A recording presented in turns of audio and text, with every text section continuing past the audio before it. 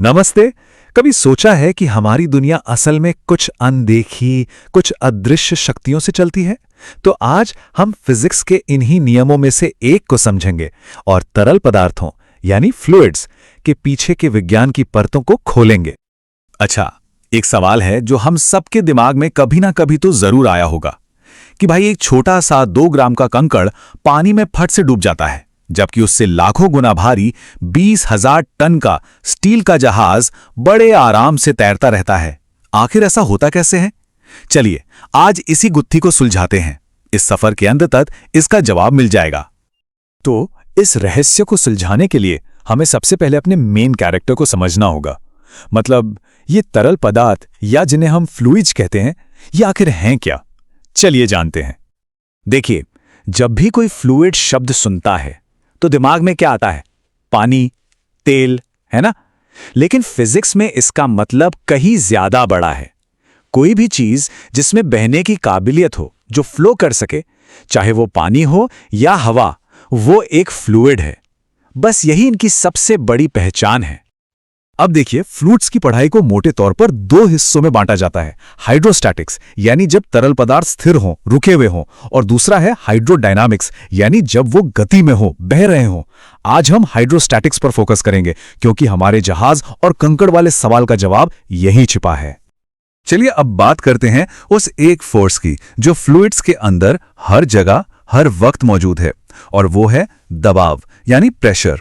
ये एक ऐसी अदृश्य शक्ति है जो हर पल काम कर रही है। तो ये प्रेशर है क्या चीज? बहुत सिंपल है। इसका मतलब है कि किसी एक खास एरिया पर कितना जोर लगाया जा रहा है।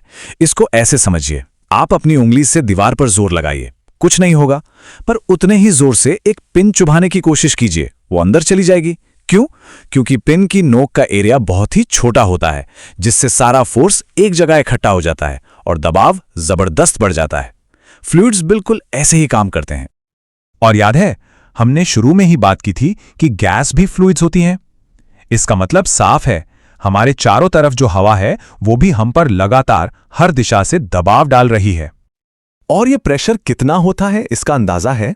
जरा सुनिए, हमारे शरीर के हर 1 स्क्वायर मीटर पे लगभग 10 टन का वजन पड़ रहा है। ये तो करीब करीब 2 बड़े हाथियों के वजन के बराबर हुआ। तो फिर सवाल ये उठता है कि हम इस वजन के नीचे पिस क्यों नहीं जाते? तो इसका जवाब बड़ा ही शानदार है। हमारा शरीर भी अंदर से बाहर की तरफ एक दबाव बनाता है। जो हमारे शरीर के अंदर खून दौड़ रहा है, उसका प्रेशर बाहर के इस हवा के प्रेशर को एकदम बैलेंस कर देता है, और इसीलिए हमें कुछ महसूस ही नहीं होता। ये कुदरत का एक कमाल का संतुलन है। तो ये तो हमने देख लिया कि फ्लूइड्स दबाव डालते हैं, लेकिन क्या हम इस दबाव को अपने फायदे के लिए इस्तेमाल कर सकते हैं? जी हां, बिल्कुल कर सकते हैं। और इसका क्रेडिट जाता है पास्कल के एक बहुत ही पावरफुल सिद्धांत को। पास्कल का नियम एक तरह की सुपर पावर जैसा है। यह कहता है कि अगर आप किसी बंद बर्तन में रखे फ्लूइड के एक छोटे से हिस्से पर जरा सा भी प्रेशर डालेंगे, तो वो प्रेशर बिना कम हुए उस फ्लूइड में हर जगह, हर दिशा में बराबर फैल जाएगा। और यह सिर्फ कोई किताबी थियरी नहीं है। अरे ये तो हमारी रोजमर्रा की जिंदगी का हिस्सा है। गाड़ियों को उठाने वाली हाइड्रोलिक लिफ्ट हों, बड़ी बड़ी मशीनों वाले हाइड्रोलिक प्रेस हों, या फिर हमारी कार के ब्रेक, सब इसी एक नियम पर काम करते हैं।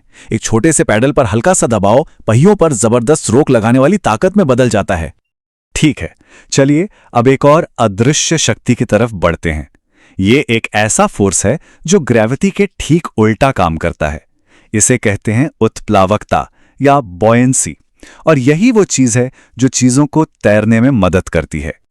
कभी सोचा है, जब भी कोई चीज पानी में जाती है, चाहे वो नहाते वक्त, बच्चों का खिलौना हो या कोई गेंद, पानी उसे ऊपर की तरफ क्यों धकेलता है? बस यही जो ऊपर की ओर लगने वाला धक्का है ना, इसी को उत्प्लावन बल या बॉयंट फोर्स कहते हैं। यही वो ताकत है जो चीजों को तैरने में मदद करती है। लेकिन सवाल यह है कि ये ऊपर की ओर धक्का आखिर आता कहां से है? मतलब पानी में ऐसा क्या है जो चीजों को ऊपर की तरफ धकेलता है? इस पहेली को सुलझाने के लिए हमें महान आर्किमिडीज की मदद लेनी पड़ेगी। ये एक ऐसा आइडिया था जिसने सब कुछ बदल दिया। मतलब जब कोई चीज पानी में जाती है तो वो अपनी जगह बनाने के लिए कुछ पानी को हटाती है ना? तो जितना पानी हटा, उसका वजन जितना होगा, ठीक उतना ही जोर पानी ऊपर की तरफ उस चीज पर लगाएगा। तो सारी कहानी किस पर टिकी है? हटाए गए पानी के वजन पर। तो चलिए, अब हमारे पास पहेली के सारे जरूरी टुकड़े हैं, प्रेशर, बायोंसी और आर्किमिडीज का सिद्धांत। अब इन सबको एक साथ जोड़ते हैं और अपने सबसे पहले सवाल का जवाब ढूंढते हैं कि आखिर कोई चीज कब डूबती है और कब तैरती है। देखिए, तैरने का पूरा खेल दो ताकतों के बीच की एक लड़ाई है।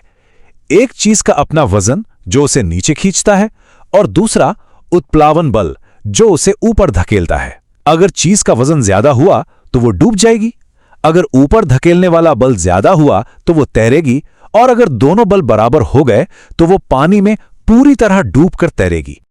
तो लीजिए, अब आते हैं अपने सबसे पहले सवाल पर। वो कंकड़ इसलिए डूब जाता है क्योंकि वो छोटा और भारी होता है और बहुत कम पानी हटाता है, तो उसका वजन ऊपर लगने वाले उत्प्लावन बल से ज्यादा हो जाता है।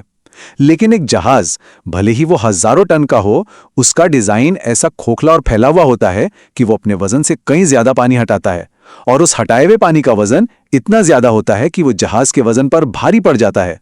बस उत्प्लावन बल जीत जाता है और इतना भारी जहाज तैरने लगता है।